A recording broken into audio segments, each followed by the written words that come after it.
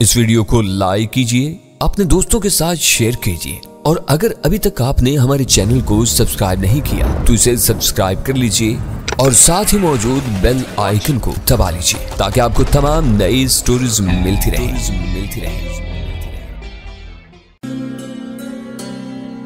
वो आजकल में आराम से निकल सकती है। खतरा से लड़ने के बजाय इन्हें टालना ज्यादा बेहतर होता है। तुम्हारा मशवरा मुनासिब है, मैंने पुरख्याल अंदाज में कहा। मैं कोशिश करूंगा कि वो वापस लौट जाए। शायद तुम्हें इल्म होगा कि अल्बर्टो नामी एक अतालवी लड़का उसके साथ रह रहा है। गोपाल की आवाज से झिझक मुतरश्शि थी। वो हमारा साथी नहीं है। मैंने तुर्शी से वो बात वहीं खत्म करने की कोशिश की। इनका कोई पुराना शनासा है। ओके, फिर हमारे लिए क्या हुक्म है? गोपाल ने वो बात आगे बढ़ाने की कोशिश नहीं की। क्लासिकल डांस एकेडमी के बारे में रीना क्या कहती है? उसने मेरे एक इशारे पर वीरा और उसके अतालवी साथी को भूलकर बिल्कुल नया सवाल किया। उसकी मामला फहमी पर मुझे खुशी हुई और मैंने दोस्ताना लहजा इख्तियार करते हुए कहा, वो क्लासिकल डांस एकेडमी की आड़ में अपने मतलब की लड़कियां तलाश करते हैं। खूबरू, जवान और जरूरतमंद या शौकीन लड़कियां उनका निशाना बनती हैं। इन्हें भरपूर आवारगी की तरबियत देने के बाद वो मैदान में उतार देते हैं। Very good. मेरी तस्दीक पर वो खुश हो गया। अब हम इनके इस अड्डे को जल्द ही तबाह कर देंगे। तबाह कर दोगे? मैंने हैरत से दोहराया। तुम लोग तो अपने काम से काम रखने वाले हो। खून खराबा तो दूर की बात है, गैर जरूरी तसादुम से भी गुरेज करते हो। फिर क्लासिकल डांस एकेडमी को कैसे तबाह करोगे? तुम गलत समझ रहे हो। जिसको जो मिशन सौंपा जाता है वो तन मन धन के बाजी लगाकर उसी मिशन पर काम करता है, नताइज हासिल करता है या फिर अपनी जान पर खेल जाता है। हम बिला वजह इधर उधर उलझने की कोशिश नहीं करते। ऐसा करने से असल हदफ दूर हो जाता है। हमारा रोजमर्रा का काम कुछ भी हो, इसका बुनियादी मकसद एक होता है, अपने वतन के खिलाफ दुश्मन की कार्रवाइयों को रोकना और उसकी दहशतगर्द एजेंसियों की कुव्वत को तोड़ना। ड्रा वाले अगर क्लासिकल डांस एकेडमी की आड़ में नया खून हासिल कर रहे हैं तो ज्यादा दिनों तक ऐसा नहीं हो सकेगा। इनका ये खेल बंद हो जाएगा। मैं सब कुछ समझ रहा हूं, मगर तुम इस एकेडमी के खिलाफ क्या करोगे? हमें कुछ भी नहीं करना पड़ेगा। यहां रहकर हमने कुछ मरासम इस्तवार किए हैं, कुछ दोस्त बनाए हैं। उनमें से किसी तेज तरार सहाफी को क्लासिकल डांस एकेडमी के पीछे लगा देंगे। जब अखबारात और इबलाग के दूसरे जराए में एकेडमी की मजमूम कहानियां रीना जैसी लड़कियों की तस्वीर के साथ छपेंगी तो पूरे भारत में तहलका मच जाएगा। बाशऊर शहरी लर्ज कर रह जाएंगे कि राह वाले इनकी बहु बेटियों को कैसी बेरहमी से अपनी भट्टी का ईंधन बना रहे हैं। एकेडमी और राह की साख दाव पर लग जाएगी। प्रेस वाले बहुत जिद्दी और अनापरस्त होते हैं। वो किसी के पीछे लग जाएं तो इसे तबाह बर्बाद कर डालते हैं। राह इनका कौमी इदारा है, वो इसके खिलाफ आवाज नहीं उठाएंगे। मैंने अपना शुबा जाहिर किया। शायद राह पर वो हल्का हाथ रखें, एकेडमी बहरहाल बंद हो जाएगी। इसका बराह रास्त नुकसान राह को होगा। यही हमारा बुनियादी मिशन है। यूं समझो कि तुमने एकेडमी के असल किरदार का राज फाश करके हमारे बुनियादी मिशन की बहुत बड़ी खिदमत की है। मैं तुम्हारी कामयाबी के लिए दुआ गो रहूंगा। इस कहानी का बुनियादी नुक्ता यह होना चाहिए कि राह के शहजादों ने अपनी नीम जंगी तंजीम को नाइट क्लब में बदलने की कोशिश शुरू कर दी है और अपने इशरत कदों में मैसूर होकर आग और खून का बारूदी खेल भारतीय दुशेजाओं को सौंप दिया गया है। वो नजरों के तीर चलाकर और हुस्न की बिजलियां गिराकर दुश्मनों को घेरने में लगी रहती हैं। राह के शहजादे कैमरों की आंख से उनकी कारकर्दगी पर नजर रखते हैं। कैमरों की आंख? मेरी जुबान से रवानी में बह निकलने वाले इन अल्फाज ने उसे हैरान कर दिया। तो क्या इन लड़कियों की पसे पर्दा सरगर्मियों की फिल्म बंदी भी होती है? वो एक अटल हकीकत थी। मैं इस तजर्बे से गुजर चुका था, मगर इस वाक्य को हर एक से पोशीदा रखने की कोशिश कर रहा था। जोशे बयां में मुझसे एक लग्जिश हो गई थी और आबिद अली उर्फ गोपाल ने मेरी वो बात फौरन पकड़ ली। मेरे पास इसका जवाब देने के सिवा कुछ चारा नहीं था। मैंने मोहतात लहजे में कहा, रीना अजीत राय यही कहती है, हर लड़की पोशीदा और खुदकार कैमरों की निगरानी में अपने शिकार से पहली मुलाकात करती है। शिकार ज्यादा फड़फड़ाने और जाल तोड़कर निकल भागने की कोशिश करे तो बाद में इन कैमरों की बनाई हुई वीडियो फिल्में उसको ब्लैकमेल करने के काम आती हैं। प्रेस के लिए ये बहुत सनसनीखेज सुराग होंगे। गोपाल की खुशी तो बाला हो गई। वो ऐसी खबरें सूंघते फिरते हैं, तुम जल्द ही अखबारों में अपनी कारगुजारी के तस्वीरी फीचर देखोगे। मगर एन वाली बात ना भूलना, मैं उसके लिए फिक्रमंद हूं। मैंने उसे यकीन दिलाया कि मैं उसके मशवरे पर अमल करने की पूरी कोशिश करूंगा। मेरी और गोपाल की गुफ्तगू खत्म होने के बाद गजाला ने मुस्तरिबाना अंदाज में मेरा शाना पकड़कर मुझे झंझोड़ डाला। ये आपके अंदाजे हैं, ये सारी बातें रीना ने आपको बताई हैं। उसकी आवाज से उसकी तशवीश और घबराहट आया थी।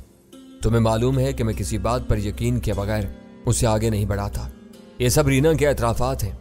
मैं खुश थी कि आज आप अनिल विश्वास की गर्दन तक पहुंचने की खुशखबरी लेकर आएंगे, लेकिन यहां मामला ही कुछ और नजर आ रहा है। ये ठोस जमीनी हकायक हैं जो मेरे इख्तियार से बाहर हैं।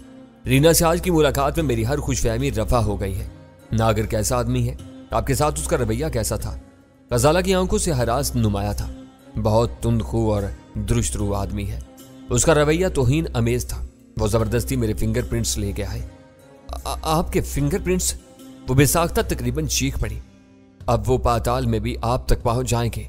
मैंने उसे समझाया कि उसका वो खौफ आर्जी तौर पर बेबुनियाद था। नागर ने जो कुछ किया वो मजर खान के साथ किया था। दैनी का नाम इस वक्त भी पर्दे में था। कई मिनट बाद मेरी वजाहतें उसकी समझ में आ सकी।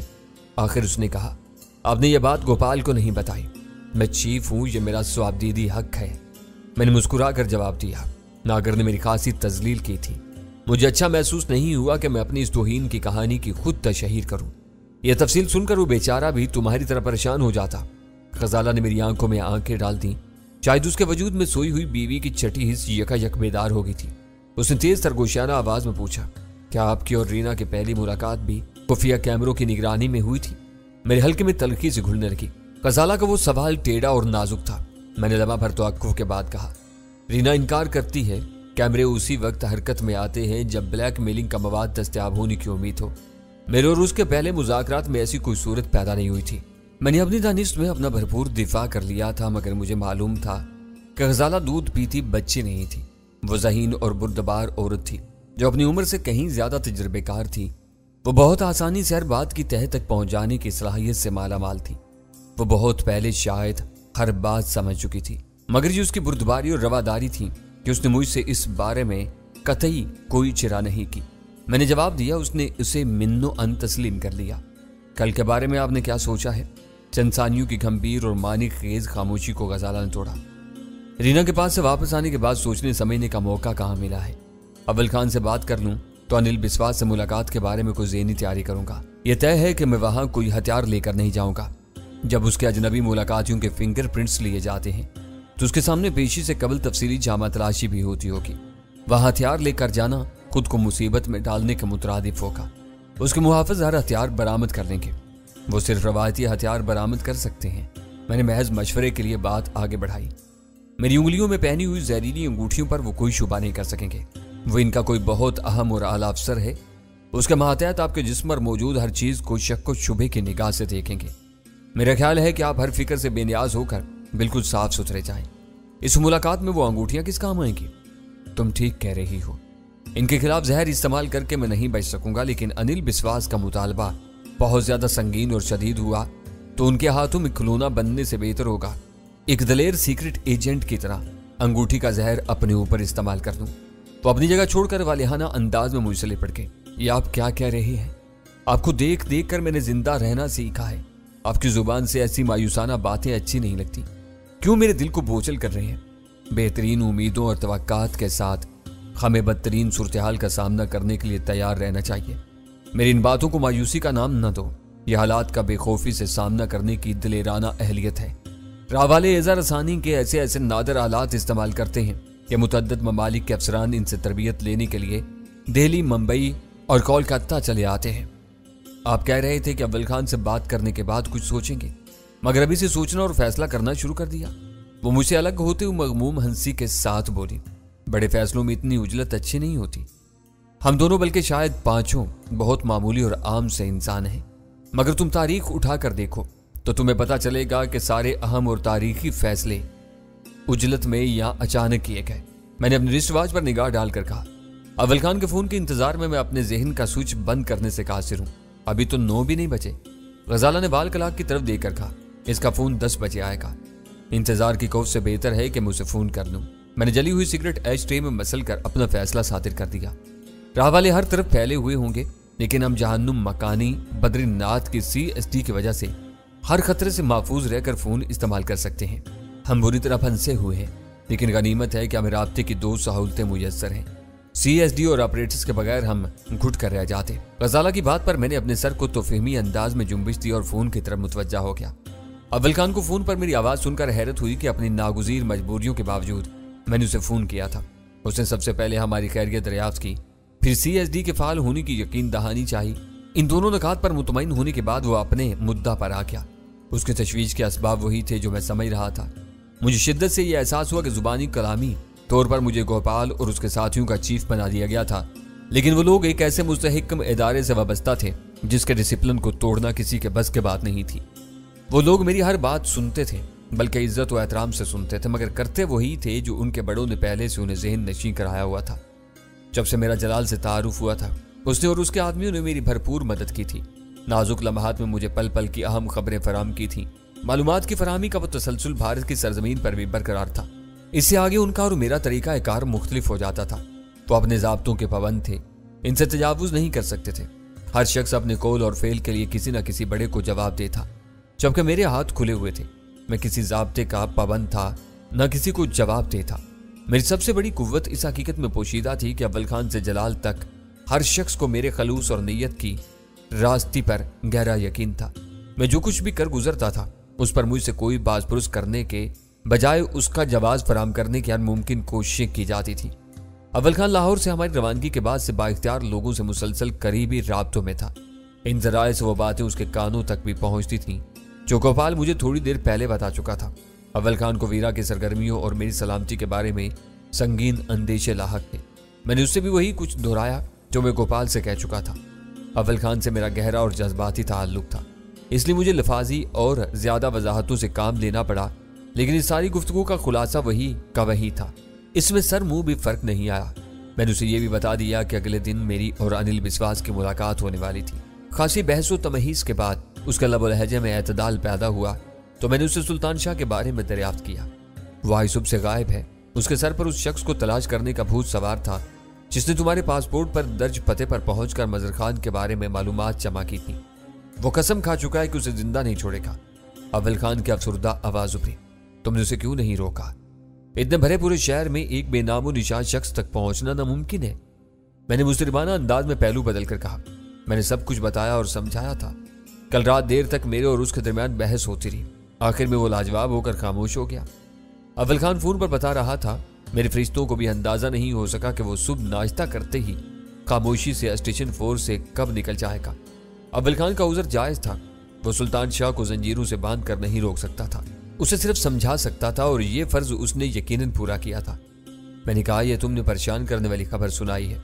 पता नहीं वो कहाँ मारा मारा फिर रहा होगा और कब वापस लौटेगा। मैंने उसके कमरे का जायजा लिया है। वो कपड़े वगैरह साथ लेकर गया है।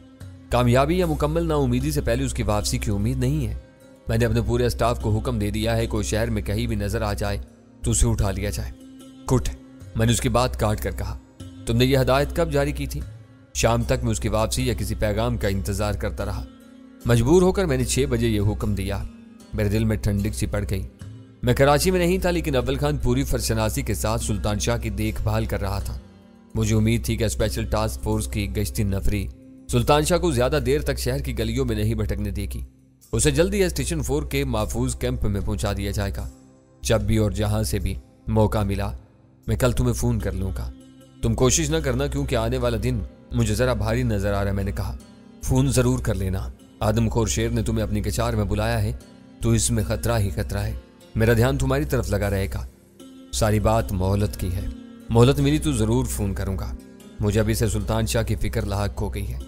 गजाला को ब्रीफ कर दो, खुदा न खास्ता कोई गड़बड़ हो तो शाम ढलने से पहले वो मुझे मुतल्ला कर दे। वो बहुत ज़हीन लड़की है। तुम अपनी मुहिम पर निकल गए तो वो तुम्हारे लिए दूसरी दिफाई लाइन का काम सरंजाम देगी। मैंने कनखियों से गजाला की तरफ देखा जो मेरे करीब सर झुकाए बैठी हुई थी। मैंने अपने लहजे में जबरदस्ती मजाक पैदा करने की कोशिश करते हुए जवाब दिया, मेरे साथ कोई गड़बड़ हुई तो गजाला भी महफूज नहीं रहेगी। तुम मेरी सुरखरुई के लिए दुआ करते रहो। तुम और जलाल के वो आदमी जो इस वक्त दुश्मन की सरजमीं पर हैं, सब वतन और अपनी मिट्टी के लिए जाने लुटाने वाले गुमनाम सिपाही हैं।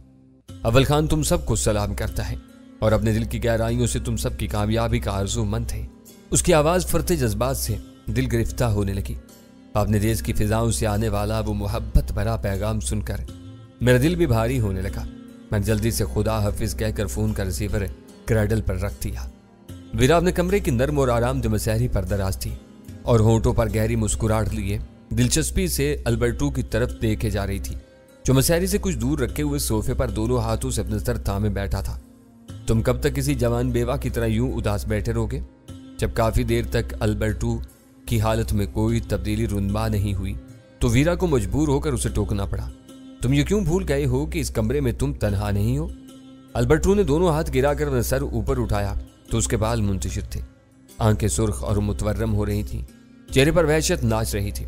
मैं इस घड़ी को कोस रहा हूं जब मैं मरीना बार में अपना गिलास लेकर तुम्हारी मेज पर आया था। मजाक ही मजाक में तुमने मुझे मरवा दिया। जब से तुम्हारा साथ हुआ है ना, मैं एक रात भी पूरी नींद नहीं ले सका। आंख लगते ही ख्वाब में फांसी का फंदा नजर आने लगता है। मुझे बताओ कि इसमें मेरा क्या कसूर है? मैंने उसे सिर्फ बेहोश किया था। तुम ये जुमला 50वीं मर्तबा कह रही हो। ये सारी मुसीबत तुम्हारी लाई हुई है। अल्बर्टो ने बनाकर वीरा की बात काट दी।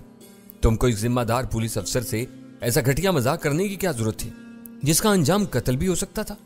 मुझे इल्हाम नहीं हुआ था कि वो मार डाला जाएगा, वीरा ने फाड़ खाने वाले लहजे में कहा। तुमने उसे बेहोश करते ही यह खदशा जाहिर कर दिया था कि शहर में उसके 1000 दुश्मन थे। बेहोशी की हालत में कोई उसे मार भी सकता था और अगले दिन के अखबारों ने उसकी मौत की तस्दीक कर दी। तुम्हारी जुबान काली है। अब तक मैं इस उम्मीद पर खामोश था कि शायद तुम मेरी जान छोड़ दो, मगर तुमने डरा धमका कर मुझे अपना यरगमाली बनाया हुआ है। आज मुझे तुम्हारे शिकंजे में आए हुए तीसरी रात है। मैं आज़ादी चाहता हूँ। तुम रिसर्च स्कॉलर के बजाय किसी प्राइमरी स्कूल के तालिब इल्म जैसी बातें कर रहे हो। वीरा ने मुंह बनाकर सर्द मैरी से जवाब दिया। तुमको इल्म है कि मैं क्या कुछ चाहती हूँ, मगर उसे हासिल नहीं कर सकती। इंसान के चाहने से कुछ नहीं होता, वही होता है जो मंजूर खुदा होता है। खुदा मुझे सीधी राह पर चला रहा था, तुमने शैतान बनकर मुझे बहकाया है। अल्बर्टो ने मुठियां भींचकर दांत पीसे। कल और आज के अखबारों में आ चुका है कि पुलिस वालों ने कत्ल के शुबे में कई आदमियों को पकड़ लिया है। मेरा या तुम्हारा दूर दूर तक जिक्र नहीं है, लेकिन तुम मुझे डराए जा रही हो। देखो अल्बर्टो, मुझसे उलझने की कोशिश मत करो। दांत पीसते हुए तुम बिल्कुल बंदर जैसे हो जाते हो। तुम मुसलसल मेरी शामें बर्बाद कर रहे हो। मैंने तुम्हारे साथ जबरदस्ती नहीं की थी। तुमको पहले ही बता दिया था कि मैं एक पुलिस अफसर के साथ छोटा सा मुजरिमाना मजाक करना चाहती हूँ। यह तुम्हारी बदनसीबी थी कि किसी और ने उसे मार दिया। मुझे खतरात में घिरा हुआ छोड़कर तुम कहीं नहीं जा सकते। हमें भारत में एक साथ रहना है और साथ ही यहाँ से निकलना है। अपना मूड दुरुस्त करो ताकि हम ये वक्त बेहतर तौर पर गुजार सकें। अपने साथ तुमने मुझे भी नाकाबिले बर्दाश्त कर्ब में मुब्तला किया हुआ है। अल्बर्टो चंद सानियों तक मुतवहिश नजरों से वीरा की तरफ देखता रहा, फिर धीमी मगर वसीली आवाज में गुर्राया। तुम शराफत से मेरी जान नहीं छोड़ोगी तो मैं खामोशी से तुम्हारा साथ छोड़कर कहीं भी निकल जाऊंगा। वीरा उसकी हमाकत पर दिल ही दिल में मुस्कुरा कर रहेगी। वीरा को धमकी देकर वो अंदाजा लगाना चाह रहा था कि उसकी ऐसी किसी कोशिश की कामयाबी के क्या इम्कानात थे। वीरा ने काटदार लहजे में कहा, पहली बात तो ये सुन लो कि तुम्हारे तेवर देखकर मैंने कल ही तुम्हारे सफरी थैले से तुम्हारा पासपोर्ट और टिकट उड़ा लिया था। अब ये दोनों चीजें मेरे कब्जे में हैं। इसके बावजूद तुम भाग निकले तो किसी जहाज की दुम से नहीं लटक सकते। बुकिंग के बगैर तुम्हारा निकलना मुहाल होगा। तुमको अपने सफारत खाने से दूसरा पासपोर्ट लेना होगा। इससे पहले मैं पुलिस स्टेशन पहुंचकर अपने जमीर का बोझ हल्का कर लूंगी।